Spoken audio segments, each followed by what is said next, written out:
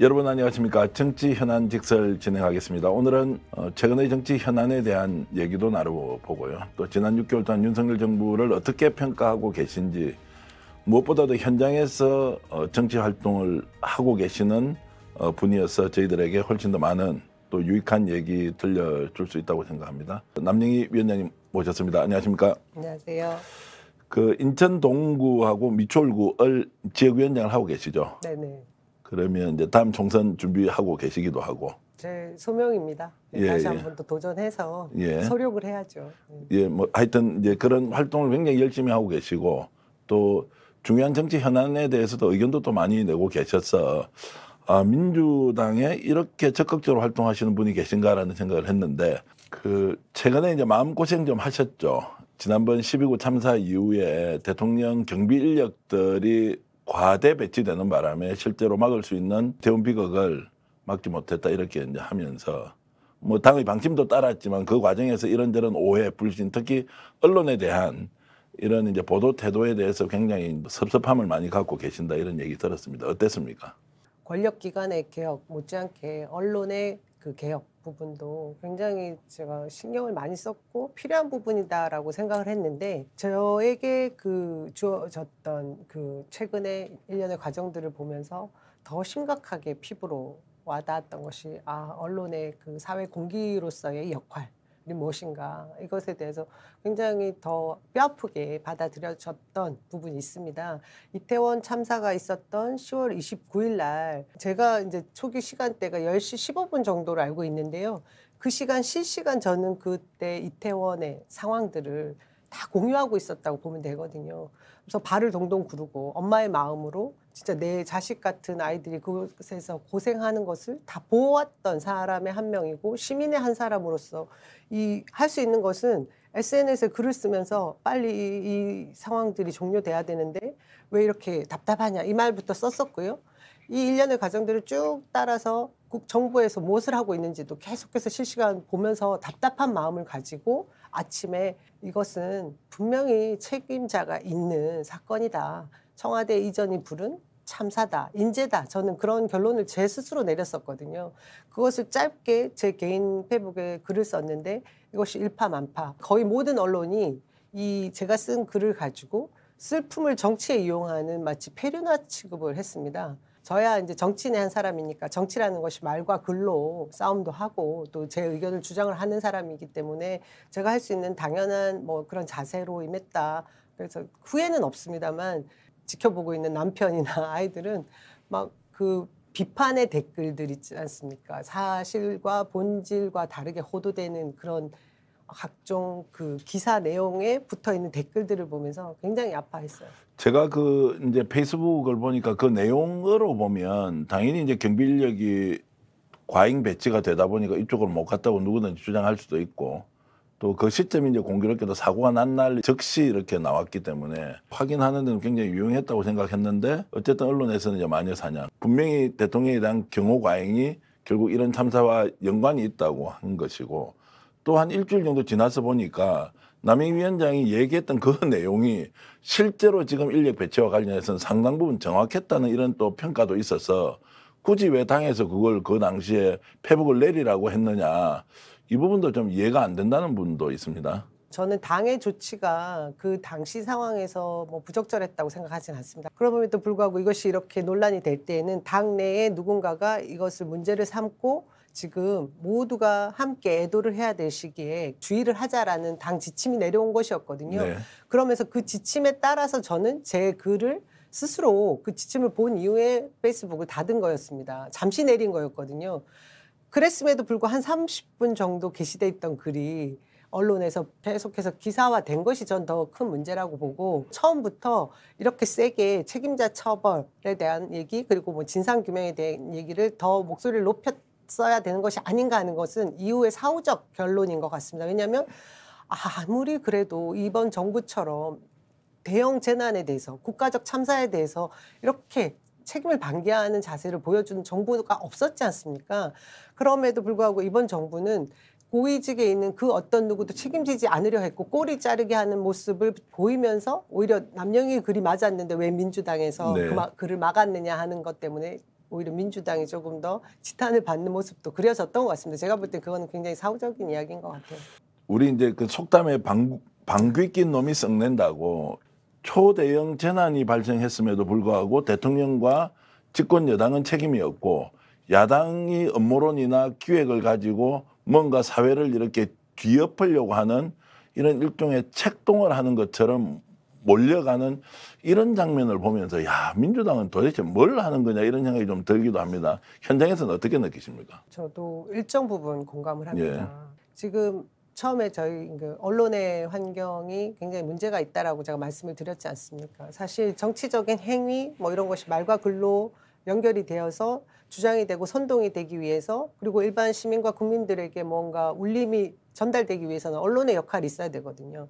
그런데 민주당에서 그 역할을 다 하느냐 다 못하느냐와 더불어서 언론이 그것을 함께 같이 써주느냐 그리고 그것을 유통해 주느냐에 그 문제가 딸려 있는데 저희 진보 매체가 계속 확장하고 있는 특히나 이 스픽스 같은 좋은 매체들이 점점 더 확장하고 있는 이유가 제가 볼 때 언론들이 저희가 알고 있는 기존의 보수 매체들이 제 역할을 못해서이거든요. 그 지점에서 민주당이 제 역할을 못한 부분도 물론 있지만 언론이 그 역할을 다 못하고 있고 오로지 정부의 홍위병들처럼만 글을 써내는 부분에 있어서 국민들이 공감하지 못하는 부분이 있는 것 같습니다. 그러니 민주당은 무슨 말만 해도 역풍 걱정들을 먼저 하는 것 같아요. 네. 근데 저는 누누이 몇 번이고 우리 당 지도부에다가 말씀을 드렸는데 저희가 세월호 참사 때를 떠올려 보면 그 당시도 가만히 있으라. 계속 그것 때문에 그 큰 사고가 있지 않았습니까? 그 슬픔들이 있지 않았습니까? 네. 이것을 재현하는 과정을 저희가 또 밟아야 되겠느냐. 발빠르게 진상규명을 하지 못해서 지금 8년이라는 세월이 지난 지금에도 세월호 가족들이 그 아픔을 잊지 못하고 있는 이유가 진상규명도 계속 늘어지면서 국가가 책임을 다하지 못했던 것이 저는 이유라고 보거든요. 진상규명과 책임자 처벌에 대한 목소리를 내지 못하면 세월호 재판되지 않겠느냐. 제가 그런 얘기를 했는데 그럼에도 불구하고 전체 언론 그리고 뭐 정부 기조에 따라주는 언론이 있다 보니 국민들도 그 정서에 어떻게 보면 일정 부분 매몰되는 부분이 있더라고요. 그러니 민주당은 민주당의 역할을 다하기 위해서 목소리를 내면 아 지금 국민들의 정서가 그렇지 않을 수 있다라는 그 역풍에 대한 걱정들을 더 많이 했던 부분이 분명히 있습니다. 저는 그거는 좀 다시 한 번 더 생각을 해봐야 될 부분이고요. 이후에 약간 이제 좀 더 공격적으로 바뀐 부분도 있고요.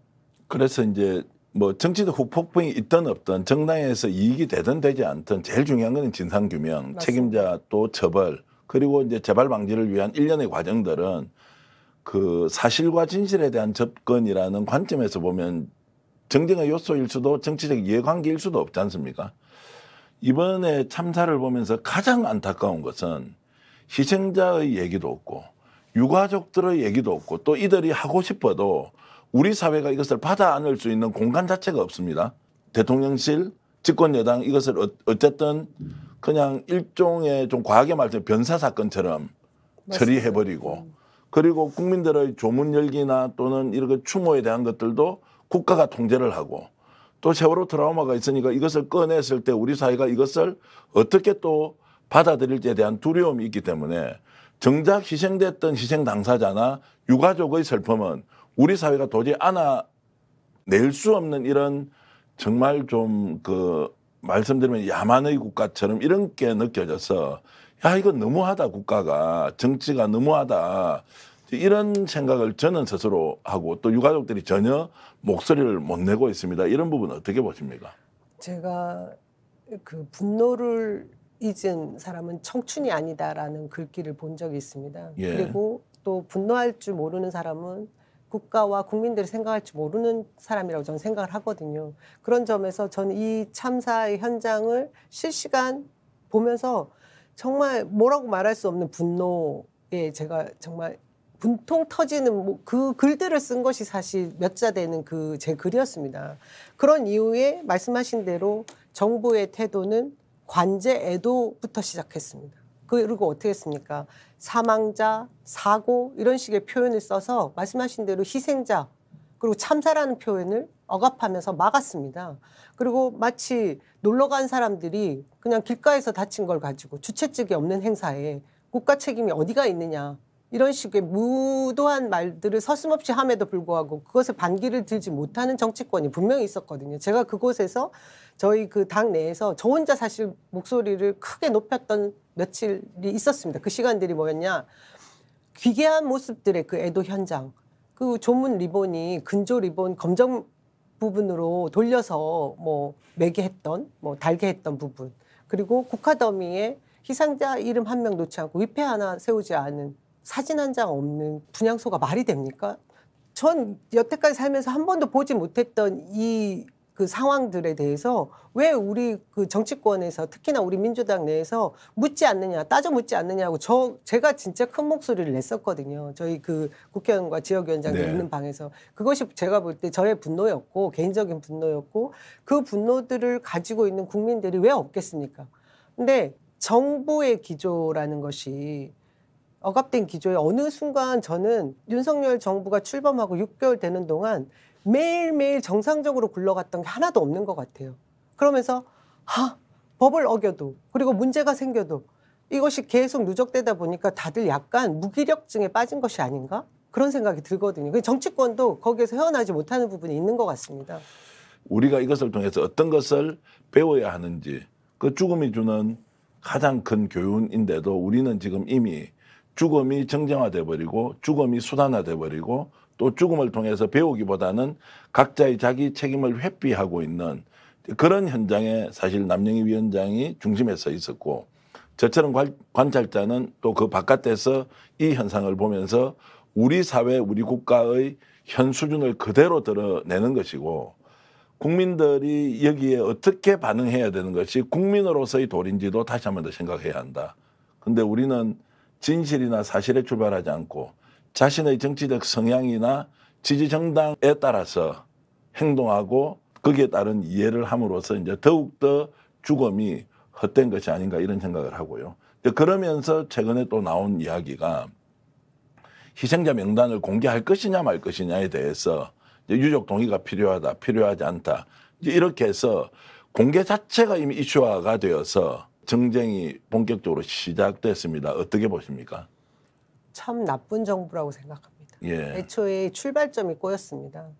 그 사고 당시에 정부의 역할은 실시간으로 누가 국민 중에 누가 지금 사고를 당했는지에 대해서 공개를 해야 되는 게 책무입니다. 근데 그 과정이 생략돼 있었거든요. 도대체 그 이유가 무엇인지 제가 따져 묻자고 했었는데 그것이 관제 애도 기간이라고 국가에서 정한 애도 기간 동안 모든 것이 정지되고 묻혀버렸습니다. 그리고 이 기간이 지나고 나서 이제 와서 희생자에 대한 이름을 밝히고 명단을 밝히는 것에 대해서 말씀하신 대로 그것마저도 정치적으로 이용하는 것으로 화살을 돌려버리니 정말 해야 될 일을 했어야 되는 정부의 역할은 깡그리 무시되고 이후에 지금 희생자 명단을 밝히는 주체에 대한 공격만 남아있거든요. 저는 이게 대한민국에서 그동안 전혀 없던 일들이 왜 이번 정부에 와서는 이렇게 다 용인되면서 모든 내용이 다 갈라치기로 정쟁의 요소로 쓰이고 있는지 그것을 유발한 주체가 누군지 국민들은 알 겁니다. 그런데 그런 국민들조차도 그 갈등 속에 휩싸여 있거든요. 근데 제가 그걸 보면서 너무 안타까운 게 저희 지역에 제가 볼 때 저희 정치 지형에 맞는 그런 청년위원회의 좋은 젊은 청년도 이 유가족의 명단을 보도한 언론 매체를 정말 너무나 이게 비난을 하더라고요. 제가 그 상황을 보면서 이렇게 우리 내부에서도 계속해서 다른 목소리를 낼 수 있게끔 만든 그들의 그 전략이라고 해야 될까요?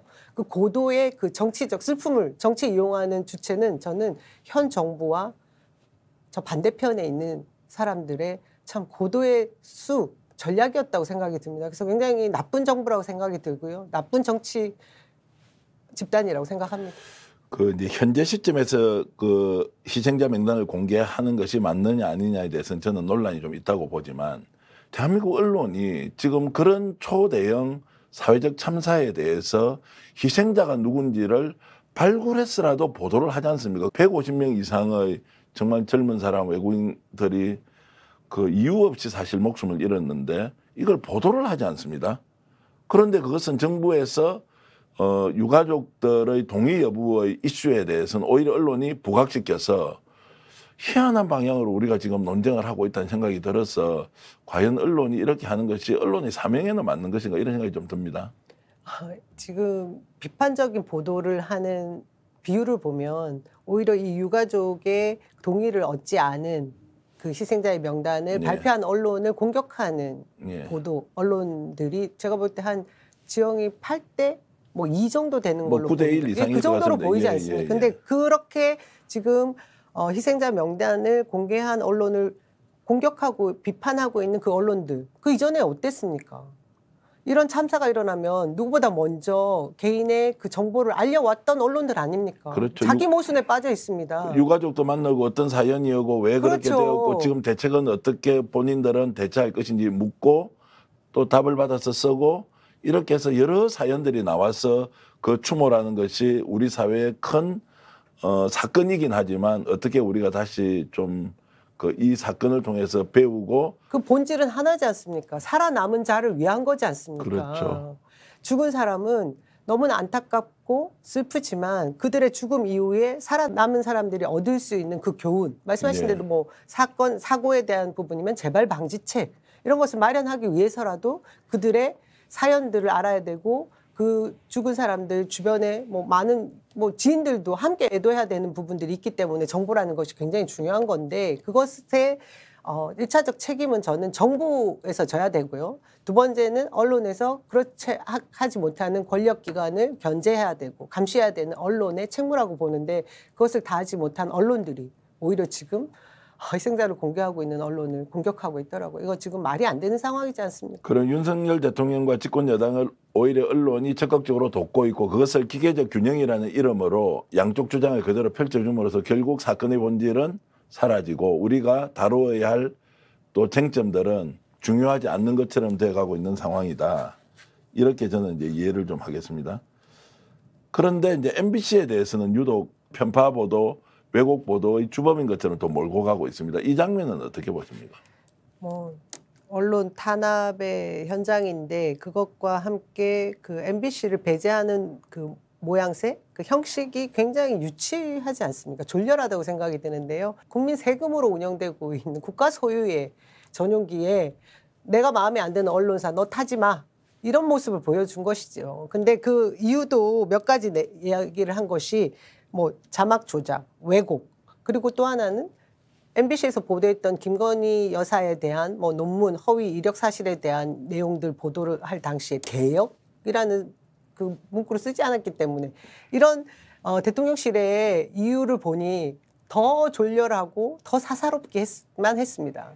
이런 과정들이 결국은 마음에 들지 않는 언론에 대해서 재갈 물리기를 하겠다라는 걸 노골적으로 보여주는 것인데 이것이 언론 탄압이지 않습니까? 그러면 저는 그때 공동 대응을 했던 전국 언론인 연합회에서 성명서만 발표할 것이 아니라 저는 그 전용기에 다 타지 말았어야 된다고 처음부터 주장했습니다. 그런데 급하게 비행기를 변경해야 되고 예약해야 되는 이런 상황 때문에 나머지 다른 언론사도 동참하기 힘들었을 부분이 분명히 있었을 거라고 저는 생각은 되는데요. 이번에 결과가 어땠습니까? 순방 동안 언론 취재 다 배제당하고 대통령실에서 주는 보도자료만 가지고 보도 기사 쓸 거면 거기까지 갈 이유가 없지 않았습니까?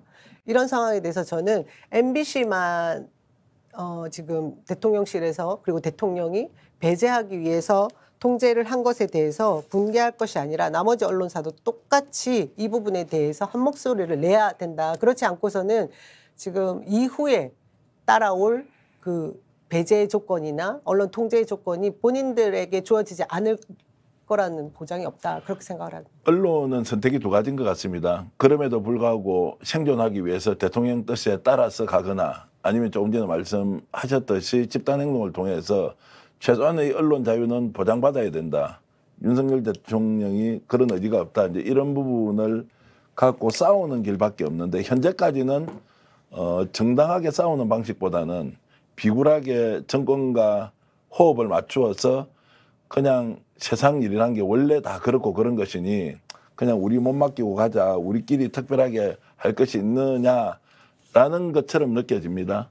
어떻습니까? 그 전용기 내에서 또 있었던 그 대통령의 편애라고 해야 될까요? 너무 어떻게 보면 유치한 일들이 또 있었지 않습니까? CBS 기자하고 CBS 채널A 기자와 기자만 이제 채널A 따로 불러서 1시간 정도 얘기했다는 그 거 아닙니까? 대통령실 대통령 공간에 예, 따로 예. 불러서 1시간 뭐 이상 예, 예. 환담을 했다고 하는데 나머지 기자들이 다 보는 상황에 승무원이 가서 이쪽으로 안내를 했다라는 얘기를 들을 때 제가 그 생각이 들더라고요. 저희가 어릴 때 이렇게 학교 다니면서 학교 선생님이 왜 저희 어릴 때만 해도 그런 거 있었지 않습니까? 육성협이 낼 수 있는 아이, 아닌 아이, 그러니까 잘 사는 집 아이, 못 사는 집 아이, 좀 지저분한 아이, 이런 아이 아이들 눈에 봐도 선생님이 이쁜 아이들에게 더 이뻐하고 뭔가 챙겨주고 했던 모습 보면서 정말 차별하는 선생님 저 교사 자격 없다 이런 생각을 했던 성장기의 과정을 겪은 사람들이 봐도 지금 대통령의 모습이 딱 그 모습 같았거든요. 근데 이게 한 나라의 대통령의 행정 수반이 이런 모습으로 비춰져서 되겠습니까? 너무 부끄러운 일이잖아요. 그리고 그것을 바라보고 있는 언론사 기자, 그 전용기 내 취재를 위해서 탔던 기자들도 저는 같은 생각을 했을 것 같아요. 아니, 뭐지? 황당하네. 이건 누군가를 이뻐하는 모습을 보여주기 위해서 나머지들을 다 굉장히 비굴하고 비참하게 만드는 모습을 보인 거거든요. 연출한 것이거든요. 지금 대통령이 공적인 영역에 그 자리에서 할 모습이 전혀 아닌데 이 상황들을 지금 귀국해서도 비판의 목소리가 높지 않다라고 하면 전 언론인들 스스로 언론의 그 재갈을 물리든 탄압을 하든 그냥 비굴하게 계속 그 자세로 이 정부권 내내 그 모습에 그냥 탄압받고 살아야 되는 것이다. 저는 그렇게 생각합니다. 혹시 대통령이 이렇게 편가르게 하는 게 있죠. MBC를 배제시키고 그다음에 전용기 안에서 특정 언론사 2명만 불러서 나머지 기자들을 비참하게 만드는 이게 기획된 것이라고 봅니까? 아니면 대통령이 적극적으로 그냥 아는 사람 둘만 불러서 다른 사람들의 심정은 전혀 고려하지 않고 내 원래 당신들하고 지냈으니까 잠깐 들어와봐. 어떻게 했을 것 같습니까? 기획입니까? 아니면 그냥 우연적인 상황입니까? 저는 이번 정부가 초기부터 지금까지 일관되게 보여주는 것은 무엇을 상상하든 그 이상이다. 그렇게밖에 말씀드릴 수 없는데 정말 즉흥적인 것인지 기획을 한 것인지 저는 잘 모르겠습니다. 근데 이것이 만일에 즉흥적이었다고 해도 그야말로 그 왕자 썼던 대통령의 모습인 왕조 시대에 살고 있는 대통령의 모습을 보여준 것이고요. 기획됐다고 하면 정말 사악한 겁니다. 앞으로 이렇게 누군가 나의 총애를 받고 어디선가 픽이 돼서 특별한 대우를 받기 위하면 나에 대한 그 기사는 이들이 쓰는 기조대로만 해. 뭐 이런 지침, 보도 지침 아니겠습니까? 그 기획되지 않았다고 하는 쪽으로 저도 이제 좀 생각이 있는데요. 타인을 대해야 되는 대통령의 또 기본적인 태도 이런 것들이 전혀 준비되어 있지 않거나 또는 그 필요성을 알고 있음에도 불구하고 자신이 살아왔던 삶의 방식대로 그대로 가버리니까 이해를 하려고 해도 이해를 못하는 상황이 아까 말씀하셨던 대로 상상 이상의 일이 계속 벌어지고 있는 것 아닌가라는 생각이 들어서 앞으로 좀 더 암울할 수 있다. 그리고 이번에 배제됐던 기자들이 자기 스스로 잠깐 순방길에서 배제만 당한 것인지 아니면 언론인으로서 자존심 또는 언론인으로서 지켜야 하는 그 좀 시대정신, 역사의식 이런 것조차도 무시당했다고 생각한다면 반드시 이 문제에 대해서 집단적으로 저는 기자들이 대통령실 출입 기자 있지 않습니까? 어떤 식으로든 의사표명해야 된다 이런 생각을 좀 하고 있습니다. 그렇게 하지 못하면 대한민국 언론은 정말 죽은 것이죠. 근데 지금 할 것 같습니까? 이제 엊그제 돌아왔기 때문에 어떤 식으로든 의견이 나올 것 같기도 한데. 저는 일선 기자들, 그 당시에 모멸감이라고 할 수 있을 것을 느꼈을 기자들은 집단 행동을 할 수 있을 것 같지만 중요한 것은 이들 위에 있는 또 상사들 있지 않습니까? 데스크라고 할 수 있는 그분들에 의해서 또 다른 통제를 받아서 자유롭게 의견 개진을 하지 못하는 상황이 온다라고 하면 정말 대한민국이 암울할 텐데요. 그렇게까지 가지 않게 그전에 이번 순방에 함께했던 기자들이 뭔가 성명서도 발표하고 이런 문제점에 대해서 지적해야 된다고 생각을 하거든요. 그렇지 않으면 국민들이 뭐 대한민국 언론에 대한 뭐 자유는 OECD 국가에서 아주 높은 지수지만 신뢰도는 바닥 아닙니까? 이제 뭐 바닥이 아니라 그 품격은 국민들한테 뭐 이미 멀어져 있는 신뢰도가 정말 땅바닥에 떨어질 거라고 그런 생각을 합니다. 자, 그럼에도 불구하고 대통령은 이제 극소수의 지지층을 뭐 손잡고 그냥 막 가는 것 같기도 하고 그 자기 멋대로 하는 것 같기도 하고 그런데 소위 말하는 보수 진영의 주변인 그러면 집권 여당, 윤핵관 또는 이제 보수 언론은 그 대통령의 행동 하나하나가 큰 의미가 있는 것처럼 포장해서 큰 문제 아니다 이렇게 이제 몰고 가면 객관적으로 바라보는 국민의 시각에서는 야 저게 뭐야 이제 이러면서 다수 국민들은 아 이제 모르겠다 포기다 기대도 하지 않는다고 돌아서기도 하고 또 소수의 국민들은 정말 이래서는 안 되겠다 대통령이 어떤 식으로든 퇴진을 시키든 아니면 하야를 뭐 강제하든 아니면 심지어 탄핵까지 가야 된다는 이제 의견 현재는 이제 탄핵보다는 그냥 무관심과 정부에 대한 좀 실망을 넘어서 절망 이런 게 더 많은 것 같습니다. 이런 민심의 전체적인 상황은 지금 어떻게 보십니까? 대부분의 지금 많은 국민들, 특히나 저희가 계속해서 국정 지지율에 대한 여론조사를 하고 있지 않습니까? 70% 가까운 국민들이 정말 이 윤석열 대통령에 대한 어떤 기대도 하지 않는다라고 생각을 하거든요. 그것을 보면 대한민국 국민들이 대통령제 국가에서 대통령이 운전하는 이 항공모함에서 함께 타고 같이 움직이고 있는데 운전수가 정말 어떻게 보면 무면허증인 소지자인 그런 대통령으로 보이는 것이 지금 국민들이 느끼고 있다는 게 대다수 70%에 해당이 된다라고 하면 법이 정하는 테두리에서 하지 못한다라면 국민의 그 민심, 정서를 통해서라도 저는 퇴진 운동으로 이어질 것이 더 불이 붙을 것이다 이런 생각이 드는데 그것이 제가 볼 때는 가장 합리적인 방법이 될 수 있을 것 같아요.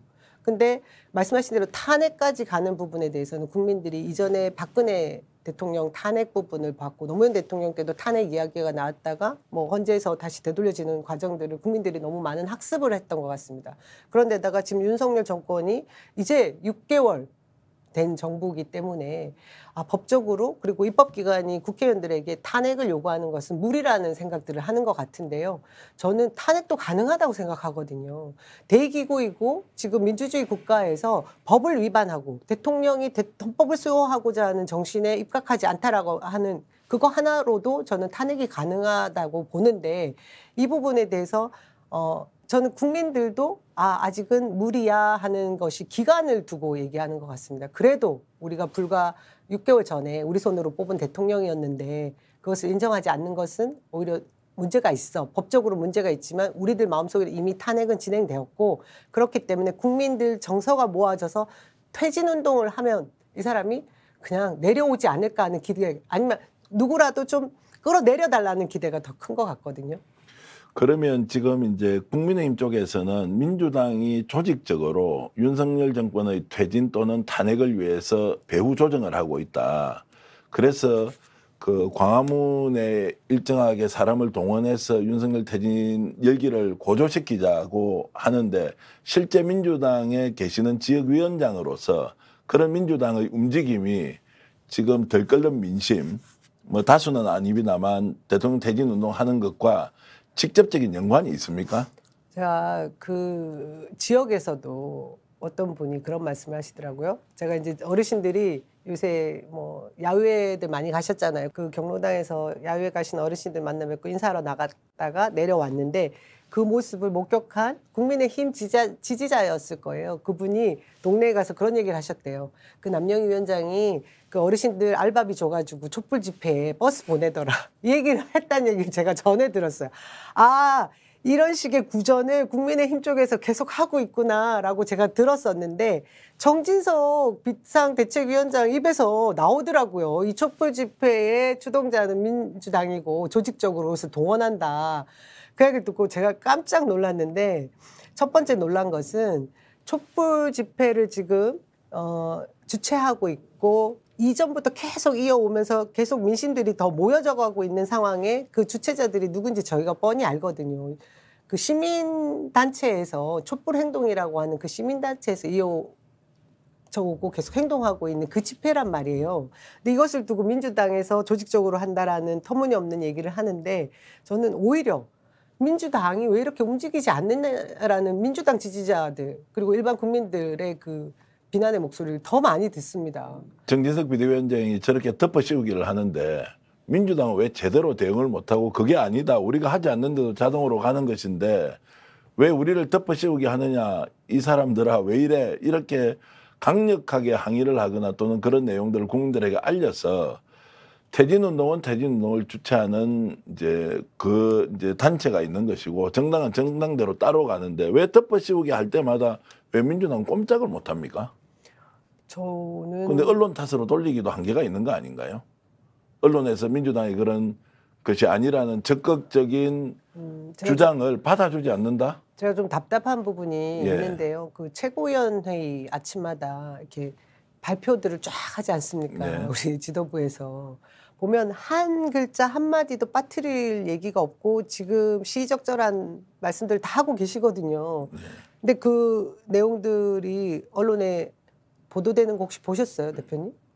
그냥 웹자보로 네, 당원들한테 열심히 지금 홍보국에서 홍보만 하고 있는데 예전에 돌이켜보면 불과 그렇게 먼 시간도 아닐 겁니다. 이재명 당대표 이전에 그 최고위원 지도부들을 보면 뭐 몇 마디만 해도 최고위원 누구의 목소리라고 해서 언론은 매번 몇 줄씩 나갔거든요. 요새 그런 기사가 없습니다. 저 언론 탓한다고 뭐라고 하실지 모르지만 정말 안 실어주던데요. 근데 민주당에서 목소리 낼 만큼 내고 있고 그래도 안 되니 이제 장외투쟁하겠다 이 선언을 했습니다. 그것도 좀 답답한 면은 물론 있어요. 국정조사를 국회의원들이 뭐 지금 어쨌든 과반 이상 찬성을 해서 통과시키면 되는 것이고 181명이 국정조사서를 제출을 했기 때문에 국회의장만 이제 그것에 방망이를 두드려주면 저희가 국정조사 할 수 있지 않습니까? 네. 그럼에도 불구하고 이재명 당대표와 지도부들이 뭐 그 서울역 앞에도 가고 각 지역위원회에다가 범국민 서명 운동을 하자라고 주창을 한 것은 민주당이 말씀하신 대로 왜 제대로 대응하지 못하느냐 하는 질책에서 나온 행동이라고 저는 보거든요. 저희 갑갑한 면이 많이 있습니다. 그런 점에서. 네. 그래서 지금 이제 전체적으로 전국 주도권은 지지율과 관계없이 지금 윤석열 대통령이 완전히 이제 주도하고 있고 민주당은 끌려가는 형국이어서 오히려 국민들이 더 답답해하는 이제 측면도 있는데 이 말씀을 드리는 이유는 결국 국민들에게 선택지를 좀 많이 줘야 국민들이 이거는 요만큼 잘했고 또 이런 또 선택지가 있구나 또는 민주당은 이렇게 해서 다음에 수권 능력을 가지고 있다는 것을 확인해야 어느 정도 윤석열 대통령의 좀 그 약간의 폭주 같은 것도 좀 막을 수가 있는데 전혀 대응을 못하니까 그냥 대통령 막 가는 것 같습니다. 그래서 이제 민심은 두 가지죠. 하나는 대통령을 탄핵 또는 뭐 퇴진시켜야 된다는 게 하나 있고 또는 다음 총선이 있으니까 그때까지 에너지를 최대한 축적을 시켜서 그때 정말 국민적 심판을 해야 한다.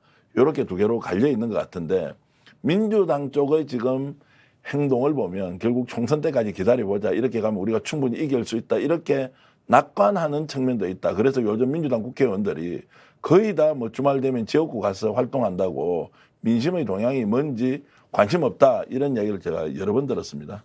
네, 저도 그 부분에 대해서는 뭐 부인할 수 없는 것 같은데 특히나 중진 의원들이 목소리를 내지 않고 있습니다.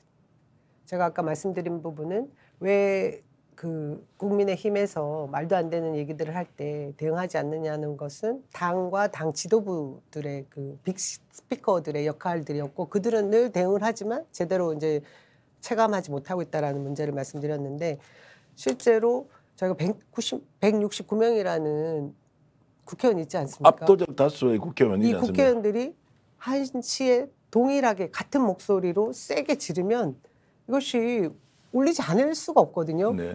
그런데 지금 말씀하신 대로 보고 있으면 총선까지 이 바람을 타서 그냥 내 지역구 하나라도 더 지킬 수 있는 것이 뭐 수월한 거 아니야? 그것이 그런 생각을 하시는 중진들이 많은 수가 있습니다. 그 얘기도 저도 들었고요. 특히나 가장 지금 민심의 동요가 크고 그런 부분에 대해서 불만이 큰 곳이 호남이라고 제가 들었습니다.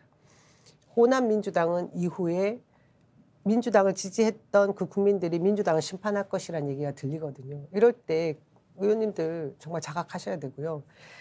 그럼에도 불구하고 저희 그 철험회라고 하는 20명 정도 되는 의원들은 실제로 지금 어제부터 시작한 야외 천막 농성도 시작하면서 국정조사와 특검을 수용하지 않을 시에는 윤석열 퇴진 운동을 하겠다고 하면서 오교에서 투쟁도 하고 있거든요. 그래서 이게 참 이 많은 숫자의 이 초식 공룡 같다라고 하는 민주당에 대한 답답함은 제가 충분히 저도 같이 공감하는 부분이 있는데 그럼에도 국민들과 같은 목소리를 내는 의원들도 일부 있다. 그렇게 말씀드릴 수밖에 없습니다. 민주당 다선 중진 의원들의 이제 제 몸 살리기 또는 이제 다음 총선에서 자기가 당선만 하면 된다는 이제 안이한 생각. 이면에는 이제 이재명 당대표가 지금 수사를 받고 결국 구속될지도 모르고 그 리스크를 고스란히 안고 가면 뭐 굳이 지금 단일한 목소리를 낼 필요가 있느냐. 그래서 이재명 대표에 대한 좀 불신도 하나가 있는 것 같고요. 또 다른 한 측면에서는 지금 이런 상황에서 굳이 무리하게 싸움을 걸어가지고 파토가 날 수도 있지 않습니까? 예를 들어서 탄핵 국면으로 몰고 가는데 역풍 맞으면 다 죽을 수 있다 이런 생각 때문에 적정하게 상황 관리하는 아까 말씀하셨던 이제 초식 그 거대 공룡처럼 하고 있는 이런 이제 행태 어떻게 좀 개선이 돼야 됩니까? 일단 첫 번째는 제가 볼 때 이 정치 지형에서 뭔가 안정적인 구도가 돼야 되는 여야의 균형점도 중요한 것 같은데요. 국민의힘이 이번 정권 들어오면서부터 지금까지 계속해서 당 내용을 중심으로 해서 이슈몰이를 해왔던 것 기억하실 겁니다. 이제는 비대위원장인 정진석 위원장이 있으면서 당대표 선거를 앞두고 있지 않습니까? 2월 정도면 당대표 선거를 할 것 같이 보이는데 우선 저희 카운트파트라고 할 수 있는 국민의힘의 당 내부부터 뭔가 정립이 돼야 민주당도 그와 맞서서 싸우는 모습이 대립각에 설 것 같거든요. 안정적인 대립각. 그때까지는 지금처럼 뭔가 이게 균형이 맞지 않는 이런 불균형 속에서 움직이는 것처럼 보일 것 같다는 생각이 들고요. 저쪽에 이제 당대표가 세워지고 이후에 또 하나 우리 민주당의 선결 과제 중에 하나는 이재명 당대표에게 지금 가해지고 있는 그 정치 보복 수사 관련 부분이 조금 더 뭐 어떻게 보면 밑바닥까지 드러나야지 민주당 내의 그 공격력이나 뭐 단일한 목소리의 대오에 더 동참하는 그런 중진들이 늘어나지 않을까 하는 생각이거든요. 지금 제가 볼 때는 정진상 그 정무조정실장에 대한 구속영장이 지금 발부가 됐는데 이런 공격적인 검찰의 행태가 이재명 당대표, 민주당 이재명 당대표의 그 패부까지 정말 깊숙이 들어올 건지에 대한 부분을 확인하고 이후에 움직이겠다라는 생각들이 있는 것 같습니다. 뭐 쉽게 얘기하면 간보기하고 이제 있다는 네, 것으로 네. 이해하겠습니다. 그런데 이제 최근에 또 알려지지 않은 내용이니까 제가 질문 하나 드리면 그 체포영장에 기재되어 있는 내용이 완전 조작이다. 이제 이걸 밝혀내셨어요. 시청자들께 조금 그 내용 좀 설명 좀 해주시죠. 그러니까 지금 간략하게 말씀을 드리면 대장동 사건에 있어서 처음에는 이 대장동에 막대한 이윤을 창출했던 이재명 대표가 거기에 그 민간에게 이익을 준 것이 마치 배임인 것처럼 몰아가다가 이것을 어느 순간에 정치자금법 위반으로 몰아가려고 하는 검찰의 그 의도가 최근에 이제 드러난 것이죠. 그 이전에 그런 말을 했었지 않습니까?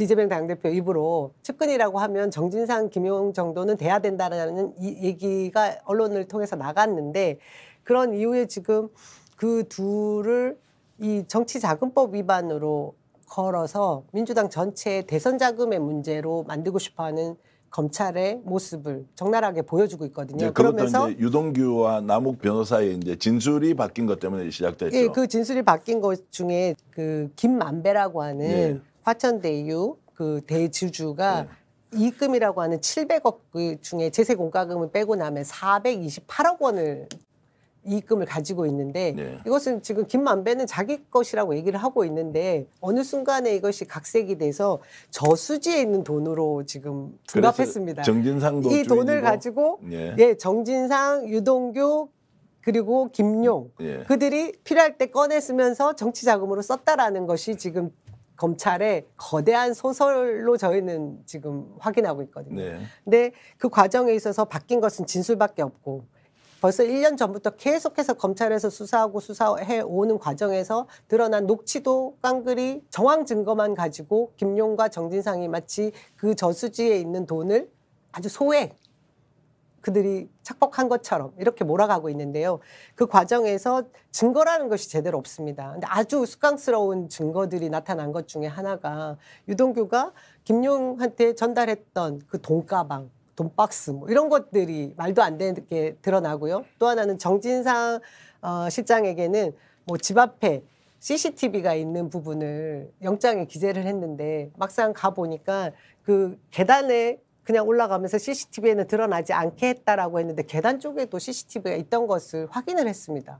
이런 식으로 검찰에서 공소장 뭐 영장에다가 기재했던 이 많은 부분들이 금방 탄핵될 만한 이런 내용들을 뭐 거침없이 쓰고 이것이 사실이 아닌 것으로 인정이 되면 저희 쪽에서는 그 영장을 발부하고 썼던 검찰들이 오히려 처벌을 받아야 된다 이렇게 주장하고 있는 거죠. 이제 이 말씀은 간단히 요약해 드리면 그 구속영장 청구서에 들어가 있는 범죄 사실의 기재 내용이 실제로 당 대책위에서 확인을 해보니까 CCTV가 없는 곳을 피해서 5층까지 6층까지 걸어 올라갔다고 하는데 사실은 그 아파트 단지에는 들어가는 출입구부터 CCTV가 지금 다 있더라. 그러면 검찰이 이 범죄 사실을 기재할 때 이것도 확인하지 않고 당사자의 진술만 듣고 쓰느냐. 결국 유동규하고 짜고 사실상 소설을 만들어서 영장의 범죄 사실로 기재했다. 이제 이렇게 지금 밝혀냈는데 이 부분도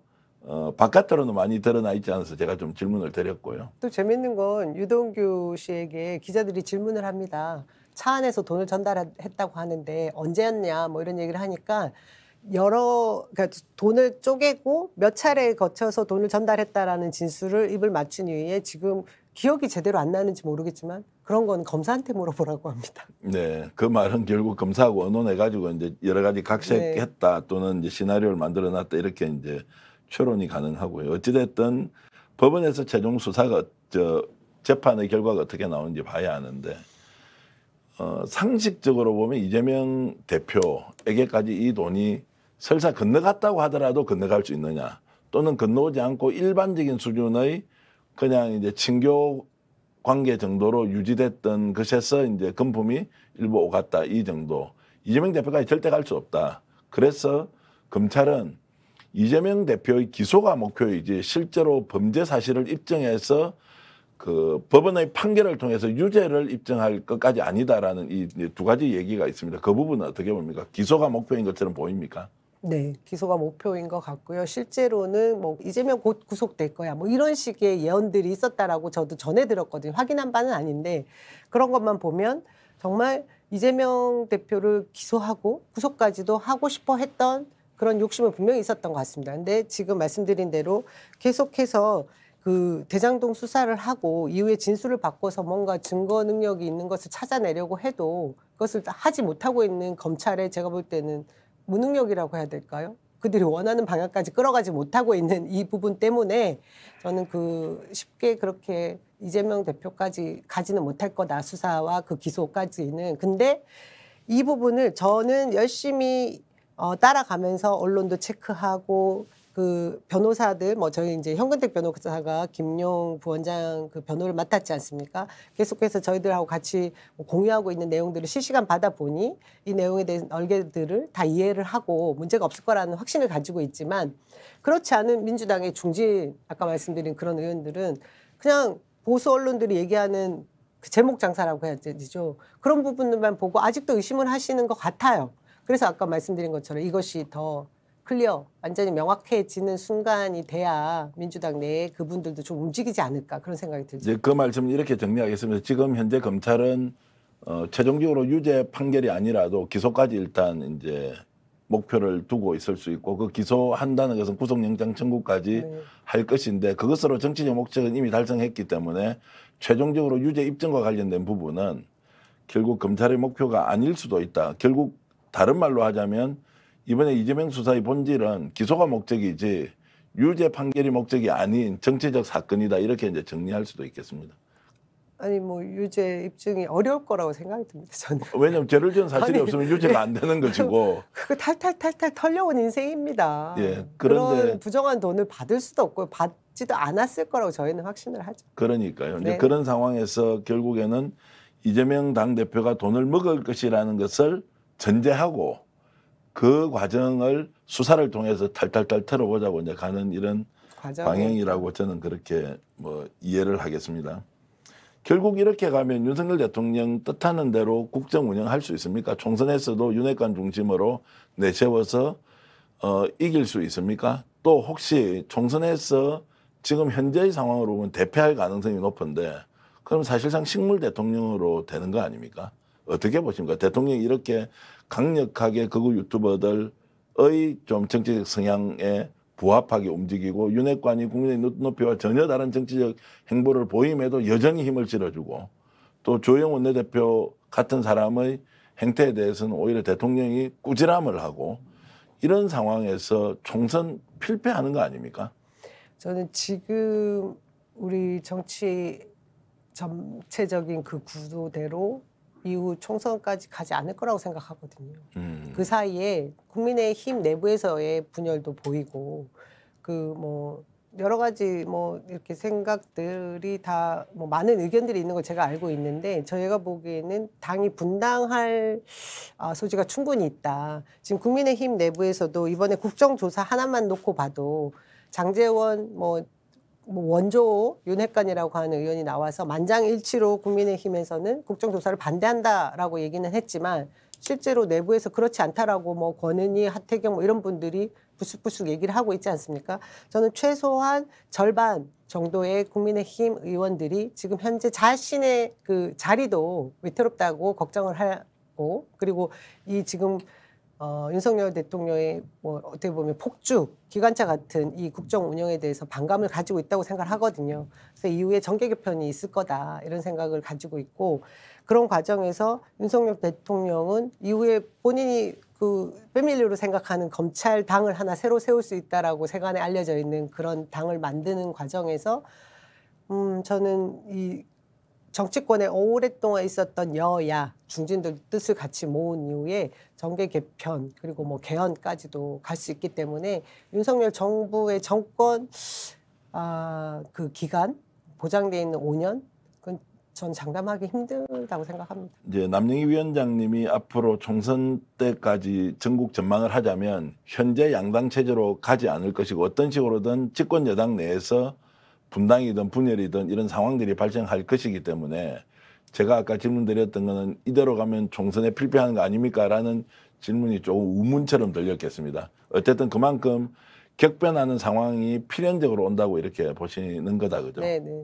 예. 집권 여당이라는 것이 지금 국민의힘이 크게 의미가 없어 보이거든요. 네, 그러면 이제 윤핵관이 스스로 똘똘 뭉쳐서 소수 정당이 되든 아니면 집권 여당이 뭐 50석이든 60석이든 가져가더라도 정계 개편을 통해서 제3당의 출현 가능성이 있다. 이제 그럼에도 불구하고 우리 국민들이 지금 매우 심각한 무기력증에 빠져 있고 사실 저만 하더라도 입이 아파서 이제 비판을 좀 하기가 어려울 정도로 야 이게 뭐 하는 짓이고 원래는 좀 품격 있는 토론과 논쟁을 하고 뭔가 그 생각이 다르더라도 뭐 상대의 의견을 좀 이해할 만한 이런 것들로 우리가 지금까지 싸워왔는데 점점점 정치의 수준이 너무 떨어지니까 비평가의 수준도 떨어진다 이런 생각이 듭니다. 이럴 때 국민들은 어떻게 해야 됩니까? 슬픈 예. 질문이신 것 같은데 저는 이 정치 상황의 이 문제 때문에 정말 큰 피해를 보는 것은 우리 소시민이라고 생각하거든요. 우리 그냥 정치에도 관심이 없는 그냥 하루하루를 살아가는 국민들 정말 주머니가 빈 국민들은 지금 직격탄을 맞고 있는 부분이 경제 아니겠습니까? 이 경제도 뭐 대외적 영향이 있다라고는 하지만 실제로는 이 윤석열 정부 6개월이 들어와서 경제 전반에 문제를 계속해서 일으키는 것이 오히려 저는 정부라고 보거든요. 특히나 채권 시장의 문제를 일으켰던 김진태발 그 레고랜드 사태라고 하는 부분도 지금 금융위기를 불러일으킬 정도의 심각한 문제를 일으키고 있습니다. 그래서 정말 민중봉기라고 할 정도의 국민들의 그 분노가 치솟아 오를 텐데 그것을 담아내야 되는 곳이 정치권입니다. 근데 그 정치권이 앞으로 있을 뭐 자신의 배지 이런 것만 바라보고 국민들을 외면하면 그 이후에 대한민국의 이 조직이며 이 전체의 그 시스템이라는 것은 전 남아있을 수가 없다고 생각하기 때문에 그 전에 민생, 국민들의 그 목소리를 대의할 수 있게 정치권에서 움직여야 된다고 생각합니다. 자, 그럼에도 불구하고 뭐 169석에 있는 민주당은 뭐 적극적으로 움직이지 않는 상황에서 남영희 이제 위원장은 그러면 이런 그 중차대한 상황, 그리고 민심이 폭발 직전에 있고 민생이 거의 폭망 직전에 있는 이런 상황에서 그래도 국민들을 대의하는 대표하는 정치인의 한 사람으로서 본인은 어떤 역할과 행동을 하겠다 이런 말씀 한마디 해주시죠. 제가 처음 정치 입문했을 때 제가 왜 정치를 하려고 했냐면 노무현 대통령이 말씀하셨던 그 좀 억울하고 진짜 이렇게 차별받는 사람 없는 세상 만들어 보겠다. 그런 세상 만들고자 정치를 하신다고 할 때 제가 정말 노무현 대통령의 감동을 받았고 그런 노무현 대통령을 후보를 흔들던 그 비상식에 맞서기 위해서 제가 정치권에 입문을 했었거든요.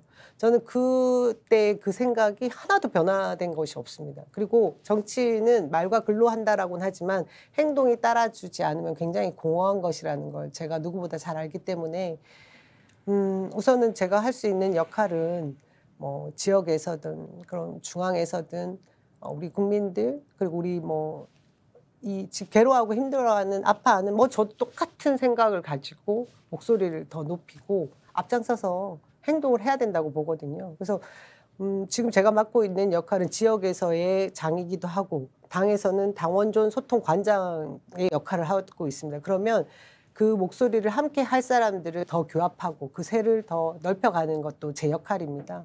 그렇게 하면서 국민들이 하고 싶어하는 내고 싶어하는 목소리를 더 키울 수 있는 스피커의 역할을 충실히 해야 되는 것이 제 역할이라고 생각하는데 아까 말씀드린 것처럼 정치가 실종되어 있는 상황에서 정치인이 할 수 있는 역할이라는 것은 국민을 대의해서 목소리를 더 키우고 행동하는 것. 제가 할 수 있는 건 그것이라고 생각합니다. 그래서 아마 오늘 이렇게 인터뷰에 응해 주신 것도 지팡이를 짚고 오시면서 멀리 인천에서 여기까지 이제 와 주셨는데요. 그런 그 남영희 위원장의 마음이 결국 국민과 함께하는 정치로서 지금보다 더 나은 이제 대한민국을 만드는데 반드시 역할과 기여를 해주시기를 바라겠습니다.